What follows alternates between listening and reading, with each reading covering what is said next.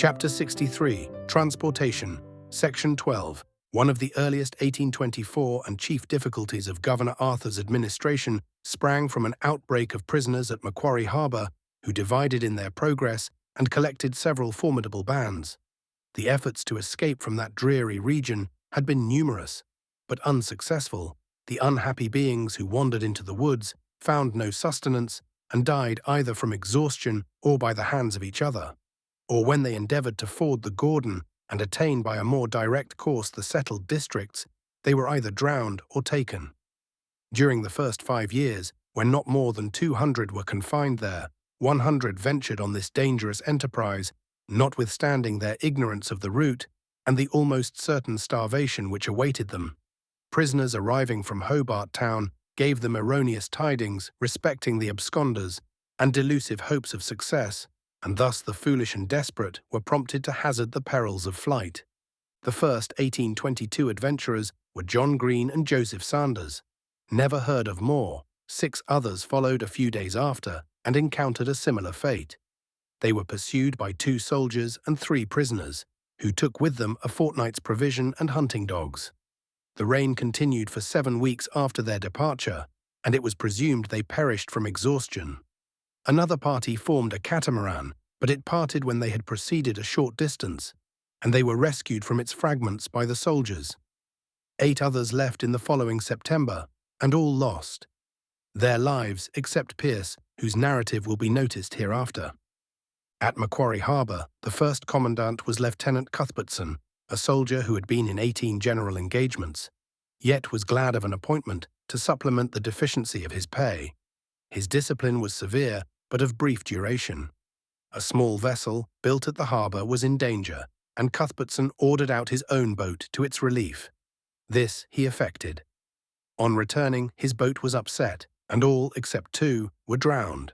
Cuthbertson was thrice raised by one of the crew, but finding his strength unequal to retain his hold, he said, "Man, save yourself, never mind me. It is no use." On the death of the commandant, the chief authority devolved on a non-commissioned officer. The prisoners were disposed to question his right to obedience. His government was vigorous, and he flogged with redoubled frequency.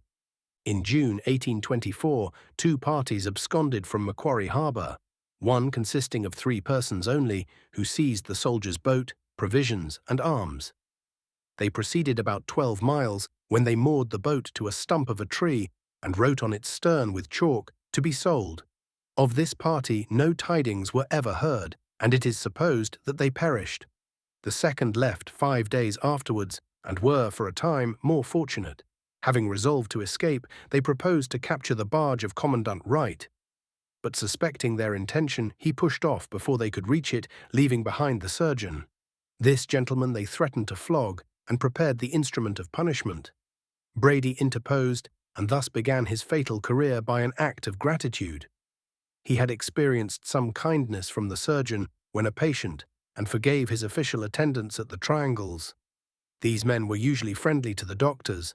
Another medical gentleman, afterwards taken prisoner by Brady and his gang, was allowed to retain his lancet and treated with respect, although robbed of his money. A few days before, he had released one of the party from punishment by alleging his physical inability. It was thus in the power of the surgeons to favour the prisoners and to mitigate the sentence of a rigorous magistrate. The party, having obtained a boat, proceeded towards the Derwent and were pursued by Lucas, the pilot, without success. They left on the 9th and appeared on the east coast of the Derwent on the 18th June at the residence of Mr. Mason. Having beaten him with great violence and cruelty, they next robbed a servant of Mr. Gunn of firearms. They were pursued by this officer, and 5 were captured. These were instantly placed on their trial and were desirous of pleading guilty. But courts have always manifested dislike to such evasions of trial, and they retracted on the persuasion of the Chief Justice.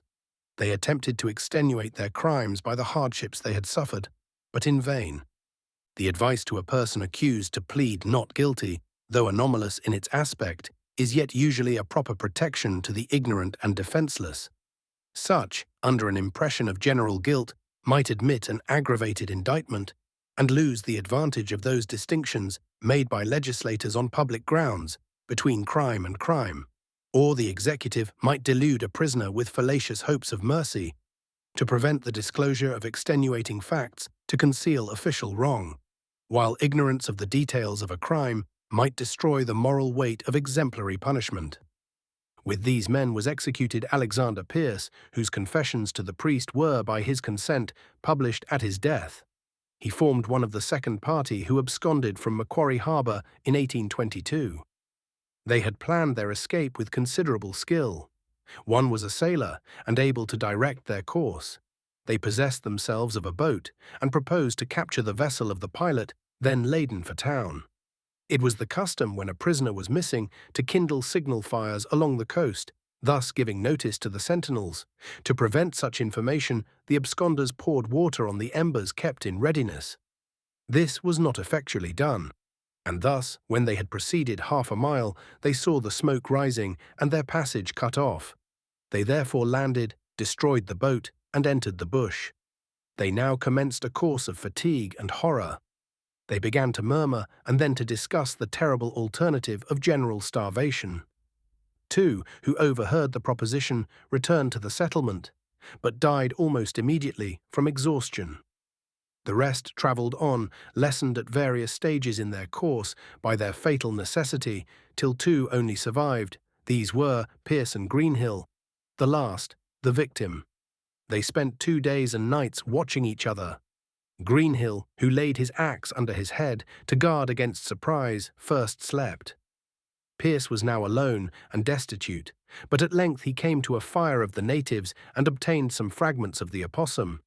At last, he reached a flock of sheep and seized on a lamb, which he proceeded to devour undressed. He was discovered by a stockkeeper, and when he surrendered, was received with great kindness and sympathy.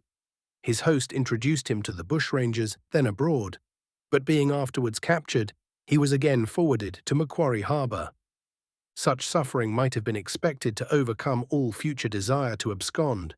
Yet, in company with Cox, Pierce again left the settlement. They remained several days in the neighbourhood and then attempted to reach the northern part of the island. Pierce slew his unsuspecting comrade. Horror took possession of his mind, or, despairing to effect his escape, he returned and made signals to the Waterloo, then passing the coast. He confessed his crime and professed a wish to die. These cases indicate the rapid process by which the habits of cannibalism are formed. The details of his trial were given in the gazettes of the period and are contained in the parliamentary papers. But who could bear to examine the diary of such a journey, or to describe the particulars of those sacrifices which fill the soul with unutterable loathing? Arrests were constantly made, but did not diminish the number or daring of new adventurers. Their exploits were contagious. Many fled from the employ of government and the service of settlers, and forfeited their lives after a short career. An instance will show the extent of their operations. By his spies, the police magistrate was aware that a large quantity of goods would be offered to a certain person for sale, whom he instructed to purchase, and to pay partly by cheque and partly in cash. At midnight he surrounded a house in Hobart Town with soldiers and constables. There he found the men he sought, their arms, their plunder, and the cheque. They had pillaged the dwelling of Mr. Hayward at the Macquarie, a district rarely free from depredations. One of the robbers was formerly, and a second more lately, in the service of the prosecutor, and a third was a neighbour. They had entered by pretending to deliver a message and assaulted both Mr. Hayward and his wife. They fired several shots and left them with threats. They were promptly tried and executed. Not long after, the same establishment was visited by Brady. He took but little and assured the prosecutor he need not fear retaliation, for Broadhead, the leader of the last party, was not a bushranger. 18 were taken in 1 week, but they increased with equal rapidity. The governor, baffled by their lengthened defiance of the efforts to quell them, attributed cowardice and corruption with an unsparing bitterness. Yet the difficulties even of the well-disposed were great, and they were often ignorant of the movements of the robbers. Their retreats were often in the forests and known only to themselves, and at some future time property will be detected, the relics of early robbers who carried with them to the grave the secret of their hidden spoil. Occasionally the hut of a bushranger has been observed. One, curiously formed, was found by soldiers on the brow of Mount Wellington, and before the door, assaulting apparatus. The servants of the Van Diemen's Land Company saw a hut at St. Patrick's Plains, beyond the Great Lake in 1826. At a distance, it resembled a gigantic fallen tree, and in its centre and side were doors, from which the whole plain could be surveyed and surprise prevented. The governor denounced the miserable fear of personal danger, certainly more natural in the bush than the council chamber. Doubtless many, equal to the bravery of an actual conflict, preferred to pay blackmail to robbers rather than risk their sudden inroads and secret vengeance. Nor was it at all certain that a marauder, when captured, would be detained. Some broke from their prisons. From Launceston, a band together who renewed their pillage with increasing diligence. Among others, they attacked the house of Mr. Harrison and maintained a fire which riddled his premises. These men attempted to fortify themselves by erecting stone fences on the peak of a hill at the Macquarie. There they were surprised and taken. The insecurity of the prisons and the mode of disposing of respited offenders made it not unlikely that an officious witness would be called to a future account. Thus, an old man who prosecuted a burglar was visited by the culprit when he returned from Macquarie Harbour. Violently beaten, robbed, and threatened with death. To distinguish these men was no slight difficulty. They often pretended to be constables and were in possession before the error was discovered. One, still more serious, sometimes happened. Thus, 2 constables saw 2 armed men enter a hut, and approaching challenged them. Answer not being promptly given, they fired and severely wounded both the astonished policemen. Nor were the settlers exempt from such perils. The bushrangers, often well-dressed and mounted, made every traveller an object of suspicion. When riding over the cross-marsh, Mr. Hodgson was challenged by the military stationed there. His motions of recognition they understood as defiance and fired. To his remonstrances, they answered with insolence and expressed a wish that the shot had proved fatal. On a prosecution, the rash soldier was acquitted, no malice being presumed, 1826, and the attack was deemed a contingency of colonial life. Among those whose crimes obtained them the greater notoriety were Brady, McCabe, Jeffreys, and Dunn. Well mounted upon horses and armed with muskets, they scoured the colony. Murder, pillage, and arson rendered every homestead the scene of terror and dismay. Those settlers most exposed often abandoned the business of their farms. Their dwellings were perforated with loopholes, their men were posted as sentinels, and all the precautions adopted necessary in a state of war. But though not without supporters and accomplices, the bushrangers were in far greater danger of betrayal and capture than at a former period. The settlers, much more numerous and of a higher class, felt that the suppression of the robbers or the desertion of the colony were the only alternatives. Governor Arthur exerted all the powers of government against them. Thus, the issue was not long doubtful, although the contest cost many lives. In July 1824, a party under James Crawford appeared on the river, and having robbed the house of Mrs. Smith, they loaded her servants with their plunder and drove them towards the establishment of Mr. Robert Taylor. Meeting his son, they compelled him to bear part of the burden. The family observed the party approach and armed to meet them. Young Taylor called to his father not to fire, and when he came near his friends, he managed to escape from the robbers. A general skirmish ensued. The young man, seeing a piece levelled at his father, seized the assassin by the throat and pulled him down. This brought a comrade to the robber's assistance. One of the servants became alarmed for young Taylor and fired. Unhappily, the shot was fatal to the youth for whose protection it was intended. The robbers now made their escape, leaving behind, beside 2 of their companions, their arms and plunder. Governor Arthur addressed a letter of condolence and praise to the sorrowing family. Their neighbours expressed admiration of their courage and presented a piece of plate to them in testimony of their sympathy and esteem. Their example was exhibited by the governor to the imitation of the colonists.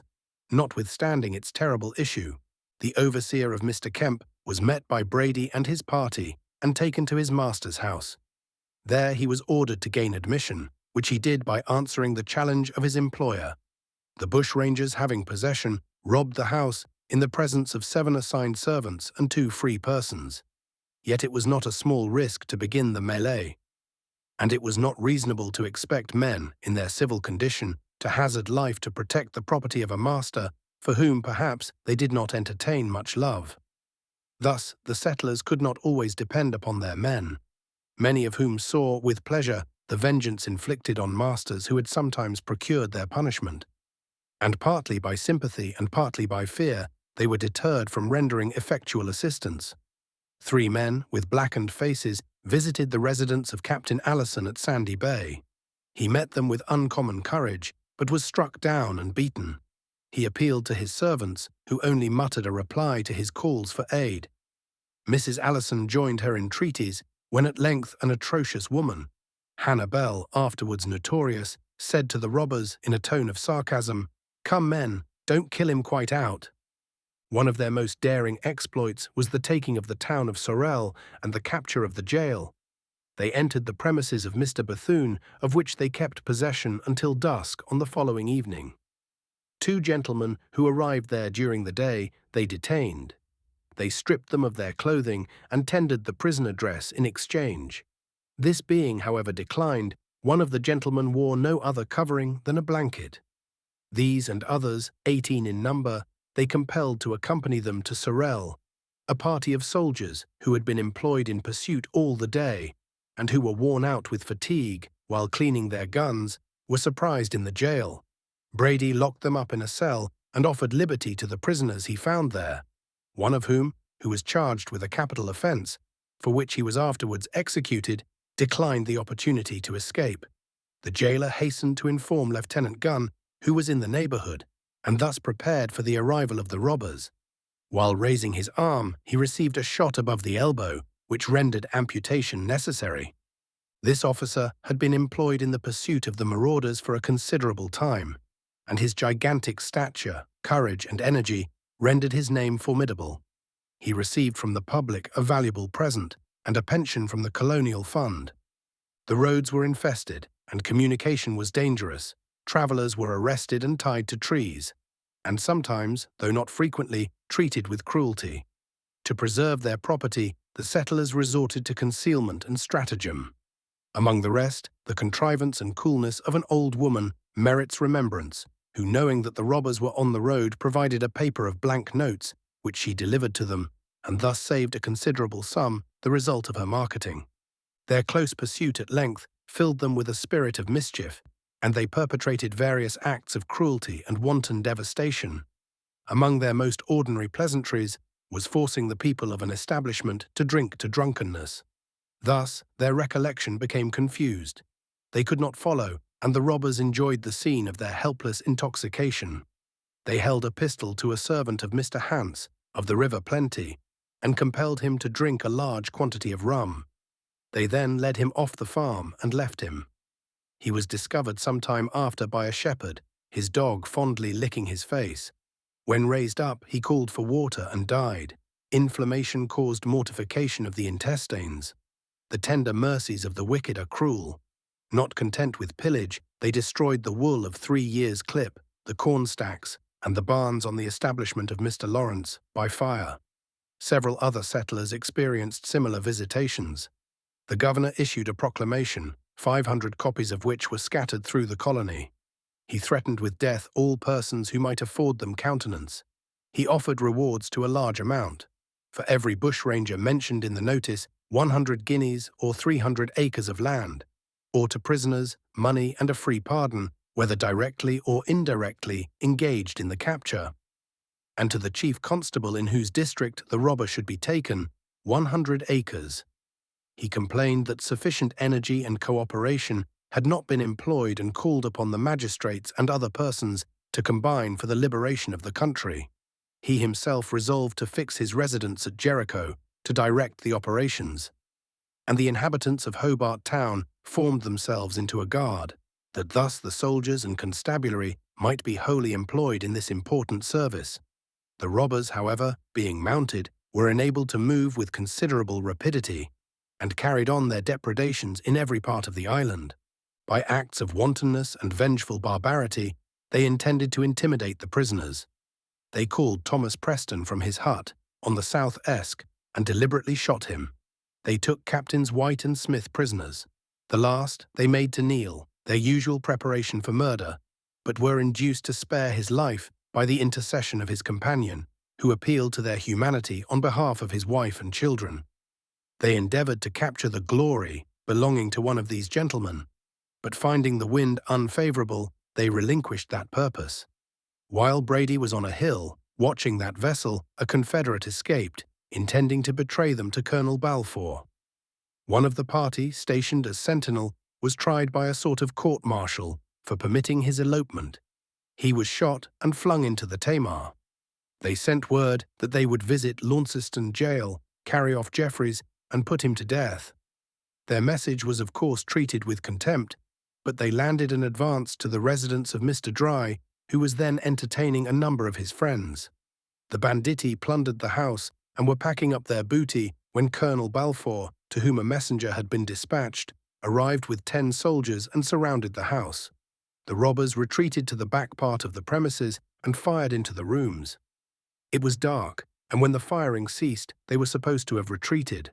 The colonel, with 4 of his men, hastened to protect the town, to which a division of the robbers had been sent by Brady. As soon as he departed, some of the party again showed themselves. Dr. Priest joined Mr. Theodore Bartley and the remaining soldiers. Unfortunately, his clothing being partly white enabled the robbers to take aim. His horse was shot dead. He himself received a musket ball which wounded him above his knee, and refusing to submit to amputation, he lost his life. Exasperated by these crimes, the whole country rose against them. They were sought in every quarter. The settlers and soldiers scattered over the colony, at the first notice of their appearance, were prepared to follow them. The governor himself took the field and infused vigor into the pursuit, and in less than a month the chief robbers were in the hands of justice. Brady, wounded in the leg, was overtaken by the soldiers and surrendered without a struggle. With Jeffreys, he was conveyed to Hobart Town. A large crowd assembled to see robbers, who were admired for their boldness by many, as much as they were detested for their crimes. The most ferocious of the bushrangers was Jeffreys. He obtained his reprieve in Scotland to act as executioner. Being transported to this country, he was employed as a scourger, and thus trained to cruelty, entered the bush. He robbed the house of Tibbs, a small settler, and after wounding, compelled him, with his wife, to proceed to the forest. The woman carried her infant. Jeffreys was disturbed by its cries, perhaps fearful that the sound might conduct his pursuers. He took the child from the arms of its mother and dashed out its brains against a tree. When captured, he was taken to Launceston, where the people, exasperated by his unusual guilt, were scarcely restrained from summary vengeance by the presence of a strong guard. While in prison, he made sketches of his murders and wrote memoirs of his life. His countenance was an index of his character. Not so with Brady, who, though guilty of heavy crimes, pretended to something like magnanimity. He was drawn into the plan to escape, contrary to his own judgment, and then said the die was cast. His robberies were skillfully planned and deliberately executed. He often restored such articles as the sufferers specially valued. To every indictment he pleaded guilty. It was thought in contempt of justice, but certainly in the full conviction that it was useless to expect either mercy or acquittal. An instance of his persevering vengeance, which rests on the authority of a magistrate, may be worth remembering. A man who had been a Confederate determined to entrap him. Brady, on approaching his hut, felt a presentiment of treachery, but at length was persuaded to advance. The constables were in ambush. They fired, and both himself and his companion were arrested. Brady, wounded, was left bound in the hut with his betrayer, while the constables conducted his comrade to a place of confinement. He now requested to lie on the bed, and that a kangaroo rug might be thrown over him. This done, he disentangled his arms and asked for water. The guard laid aside his gun to procure it. This Brady seized, and in his turn became captor. While bound, he reproached the man for his perfidy, who said that he could but die, and that there was neither God nor devil. But being now in Brady's power, he fell upon his knees and prayed him, for God's sake, to spare his life. Brady reminded him that he had said there was no God, but added that the report of the gun might give warning of the state of affairs. He bade him beware of their next meeting and departed. Afterwards, in company with his gang, he met this man. and holding a pistol to his head, told him to say his prayers. The man, finding remonstrance useless, coolly placed his head against the door of the hut and said, "Fire," and was shot dead. Permission being given for prisoners to unite with the bushrangers to betray them, men in irons left the town secretly, joined the gang, and gave intelligence to the police. This maneuver was soon worn out. A prisoner who escaped from jail desired to join them in good faith, but believing him a decoy, the gang adjudged him to suffer death. He was compelled to drink a quantity of laudanum. They then left him, but his stomach rejected the drug, and after a sound sleep he recovered. He again met Brady and his gang. 2 pistols were discharged at him. He fell and was left for dead. But the wound was not mortal, and reviving he determined to deliver himself up. He was, however, again unfortunate. He met Brady and his companions once more, who again fired. But the bullet, instead of entering the skull, glanced round it. He fell senseless to the ground and was thrown into a dry creek. He, however, recovered and long survived these adventures. The high authority on which this anecdote rests is quite necessary to suppress the question of its truth. During 2 years ending with 1826, 103 persons suffered death, being 3 8/15 in proportion to 1,000 of the population, more than in Great Britain. He who looks at these statistics alone will conclude not only that the people were wicked, but that the government was cruel. At one sitting of the court, 37 persons were sentenced to death, and of these, 23 were executed in the course of a fortnight, 9 suffering together, and 14 others on 2 days closely following. A sacrifice of life so unusual could only be justified by the peculiar circumstances of the colony and the character of the criminals, and the notions which then prevailed respecting the punishment of death. We are forcibly reminded of a passage in Lord Coke. If a man could see all the Christians that in 1 year come to that untimely and ignominious death, if there were any spark or grain of charity in him, it would make his heart bleed. The extreme pains taken to reconcile the unfortunate beings to their lot, the assiduity of the clergy to make up, by the assurance of divine mercy, the inexorable fate which awaited them, proved that these awful slaughters were onerous to the colonial conscience and vindicable only as the last resort of the last necessity. The governor must be acquitted of great blame. A discussion of considerable warmth arose in 1825 to 1826 on an address being presented from 50 persons who complained of the delays of justice on bushrangers already condemned. The jail was crowded, and the prisoners seemed not unlikely to escape. Several did actually break out of prison. This memorial was transmitted by the government to the Chief Justices who, while he disdained giving reasons to the colony, vindicated his court.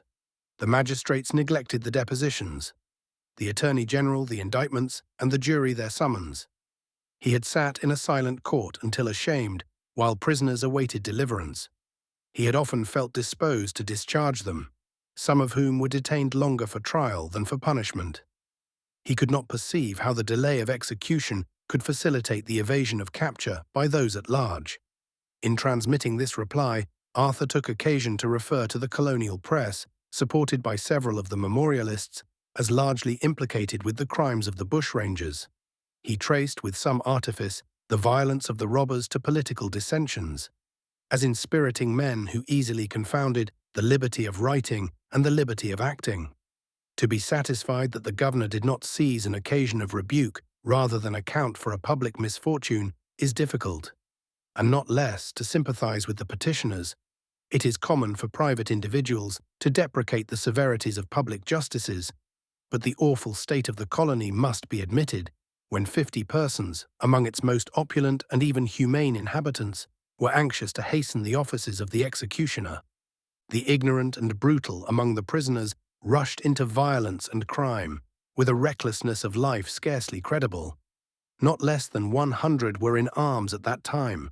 Most of them were absconders from the various penal stations and had exhausted all those forms of severity which stopped short of the scaffold. Of 73 sentenced together, 9 were for sheep-stealing, 4 for forgery, 5 for murder, and 12 for robbery, besides 4 for the offence, known in jails under the name of blanketing, who were ordered for execution, a punishment which was commuted being even then thought too severe for a theft committed in jail. They threw over the man whom they robbed a blanket and raised loud outcries, and in this form effected their design. A few of the cases tried on this occasion will better illustrate the condition of the colony than any general description. The murderers of Alexander Simpson, a settler at Pittwater, pillaged his shop where he was accustomed to sleep for the protection of his property. His body was found in the river, decapitated, and his flesh torn from his bones, in many places literally bare. On closer examination, the mark of a cord was observed round his neck, which probably occasioned his death. The mangling of his body was intended to destroy the proof of identity. No marks or signs of struggling were visible, nor was the head discovered. One of the murderers dropped an expression from which guilt was inferred. Suspicion was directed to several of the neighbors. Articles, such as the deceased possessed, were found in their dwelling, wet. Others were discovered in a house adjoining the deceased's, also wet. The accused were seen together on the night of the murder. 22 witnesses gave evidence to facts, all of a circumstantial nature, but sufficient to secure a verdict against them. This crime was considered but a type of many committed in a neighborhood, the traditions of which furnish many a tale of blood. Among those who suffered death were several whose captors acquired considerable reputation for their courage. 3 were taken by Lucas, the pilot, assisted by a man and a boy, to whom they surrendered with arms in their hands. They had just before committed a robbery at the house of Mr. Holdship. On his defense, one of their number told the judge that whatever might be law, he himself could not consider that to hold a pistol at the head was to offer violence. Several others belonged to a party which had escaped from Maria Island, a new penal settlement. On their landing, they advanced to the house of Mr. Gattenby and were seen approaching by his son, who took up his gun and went out to meet them. He called upon their leader to lay down his arms, which he answered by a discharge. Mr. Gattenby returned the shot, which proved mortal. The companions of the robber endeavored to carry him off, but finding this useless, they retreated and reappeared at the premises of Mr. James Robertson on the South Esk, whose lands and those of his assigned servants they tied, excepting one who was lame. Mr. W. Gray, coming up on horseback, they made prisoner and bound him in a similar manner. The leader of the robbers mounted his horse, while the rest guarded the gentlemen and servants and marched them on towards the river. Mr. Gray disengaged his arm and by a signal seized one bushranger while the lame man assailed another. Mr. Robertson also released himself and got possession of the guns. The robbers were overpowered. One only escaped but was captured the following day. The governor was not slow to acknowledge these instances of gallantry. The courage of the masters and the fidelity of their men were held up to the colony as brilliant examples, and to the robbers as a proof that persons of the same civil condition had no sympathy with their crimes, that their career would be short and their capture certain. Tickets of leave were granted to the men, with a promise of full freedom, as a reward of 1 year's service in the field police. The Government Gazette observed that such presence of mind and personal bravery in another age would have entitled the captors to armorial bearings. They, however, received donations of land, perhaps not less valuable in this meridian. Amongst others who received a reprieve was William Kerr, convicted of forging, in the name of the Chief Justices, an ingenious device, which, if it did not preserve him from conviction, perhaps rescued him from a severer fate. He was advanced in years and said to be a near relative of the Earl of Roxburgh, and a brother to Lord Kerr. In jail he was conspicuous for his zeal in attempting the instruction of his fellow prisoners, performing the office of chaplain in the absence of a better. These unfortunate beings were placed together in cells, too narrow to allow retirement or freedom from interruption. Their attempts at escape, once or twice nearly successful, rendered it necessary to load them with irons. The time of execution was fixed, ere they wholly despaired of liberty. There was not, however, deficiency of clerical attention. Mr. Corvosso, the Wesleyan minister, joined with Messrs. Bedford and Nopwood in this awful task. Large crowds assembled to witness the first execution, but when the novelty was over, the interest subsided. The last assembly was more select. In the description given by Dr. Ross, we seem rather to read of a martyrdom than an expiation. They came forth, he observed, with countenances unappalled. The light of truth rendered that ignominious morning the happiest of their lives. They prayed in succession, in a devout and collected manner, one in particular, with a countenance serene and placid, expressing his thanks to the Chief Justice for his impartial trial, and to the governor for rejecting his petition for life. In this tranquil frame, they submitted to the executioner. The spectators were affected to tears. The officers and clergymen, overpowered, hurried from the scene. The criminals died as they were singing. The hour of my departure's come. I hear the voice that calls me home. O now, my God, let troubles cease, and let thy servant die in peace. About this time, Dunn, the bushranger, was executed. He attained a considerable distinction by his crimes, more by his protracted evasion of pursuit, and his sanguinary resistance of capture, and still more by the ceremonies of his execution and the honours of his funeral. He came forth to the scaffold, arrayed in a robe of white, adorned both before and behind with a large black cross. He wore a cap with a similar token, and carried a rosary in his hand. He was presented with a coffin of cedar, ornamented with the devices of innocence and sorrow, and bearing a plate which told his name and the time of his death. As he advanced, with several youthful fellow-sufferers, of whom it is only said that they seemed much terrified, he continued to exclaim, smiting his breast with theatrical expression of grief, "O Lord, deliver us." He was followed by 40 couples to the grave. Such were the honours paid to a murderer. It is not astonishing that witnesses were insulted and had to appeal for protection. A proposition was made by the government newspaper to render penal the taunts which prisoners were accustomed to use against, such as assisted in the suppression of outrage. The public effect of these exhibitions will be extremely questionable by sober-minded and pious men. To see a criminal depart from this life in a hardened and contemptuous spirit is, indeed, appalling. But the serenity and even rapture, thus common when terminating a career of guilt and cruelty, often entered into the calculation of transgressors. Among the miserable forms of vanity is the triumph of boasting penitence, and even when nothing else remains, the éclat of a public execution. Some were anxious to commit to writing their own last, confessions of guilt, to secure a posthumous interest in the terror or pity of mankind. The fullest appreciation of that system of mercy, which never separates religious hope from the living, would scarcely justify confidence, founded on such demeanour and language, between the cell and the scaffold. Scarcely had this scene closed, when the prisoners in the penitentiary, allured by the prospect of escape, broke through the jail and seized a boat. As they approached the Emma Kemp, a premature display of muskets convinced them that their plan was discovered. It was indeed known by the officers of the jail prior to their departure, who, calculating on their arrest, permitted the consummation of their plans. This cost them their lives. They retreated to the shore, robbed Mr. Mortimer of 8 stand of arms, and commenced their career as bushrangers. They were evidently unwilling adventurers and soon taken. The governor, at their execution, compelled the attendance of the prisoners in the fallacious belief that the sight would prove admonitory as well as terrible. Several were mere youths. Their obituary, furnished by the indefatigable chronicler of executions, Dr. Ross, is not without interest. There was Dunhill, 6 feet 3 inches high and handsome, a frequent attendant at criminal courts, whose father was a prisoner for life, and whose family, once the terror of Yorkshire, were mostly transported or executed. There was Child, the son of a Bristol merchant, who, as the rope was adjusting, said, "I know I shall go to heaven."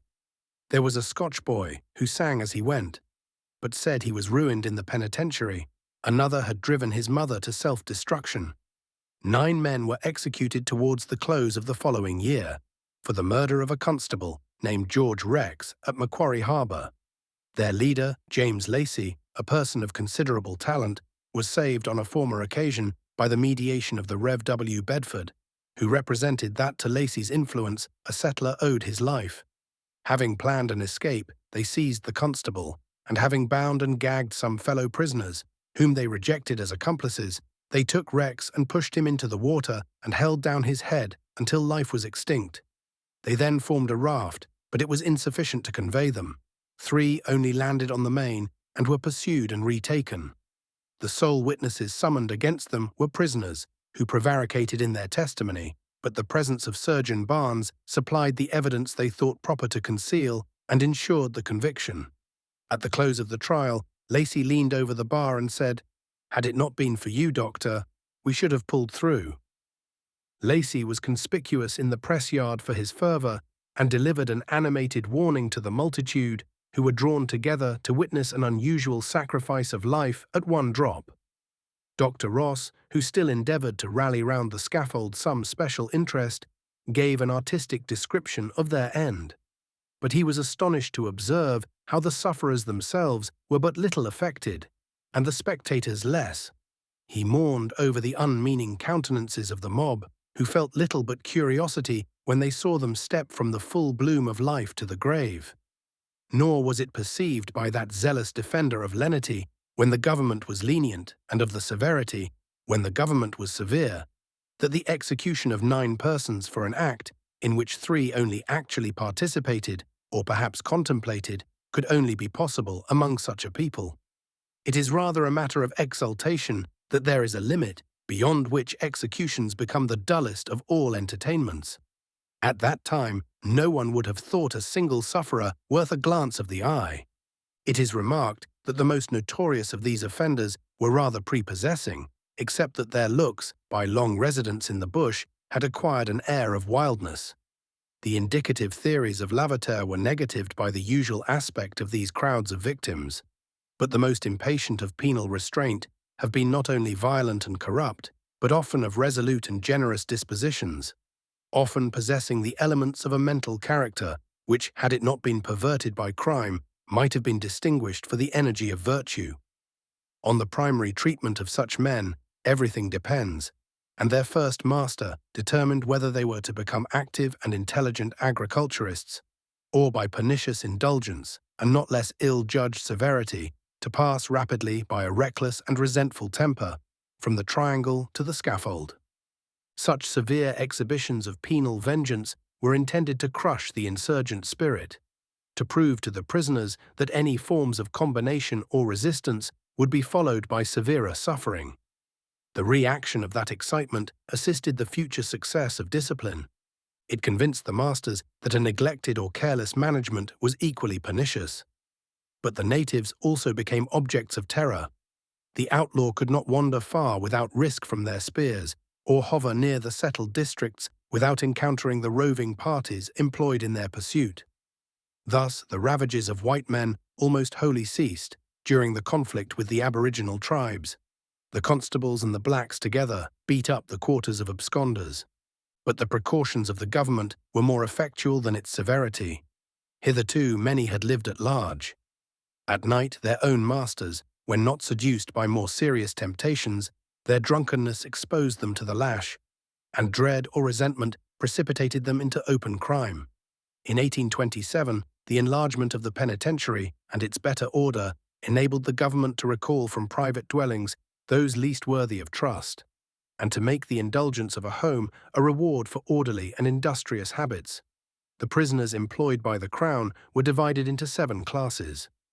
Some were permitted to labour 1 day weekly for their own advantage. These were the mechanics, who were detained only because they were artisans. Others, on the roads, were allowed half that time, and by great exertions often obtained very considerable sums. The rest were in irons or sent to the penal settlement under a magisterial sentence.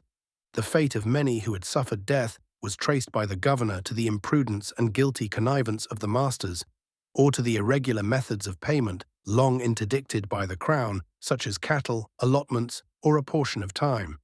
The Executive Council professed to follow up these evils through every stage of their growth, until they were finally consummated on the scaffold. During 20 years, they had been often condemned, but they were not extinguished until the market was enlarged and labour became scarce. So much do moral questions depend on material revolutions. The distribution of servants was made with more prudence and some reference to their previous habits and mode of life, and a stand was opposed to the sole superintendence of prisoner overseers, who were often the occasion of unjust punishments and criminal laxity.